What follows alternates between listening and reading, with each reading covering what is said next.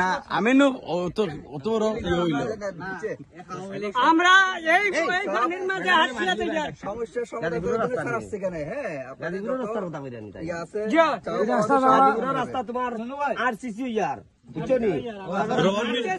ক্ষমার বাণী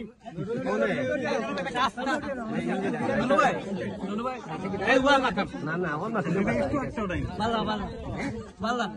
আমরা দিয়া দেন কি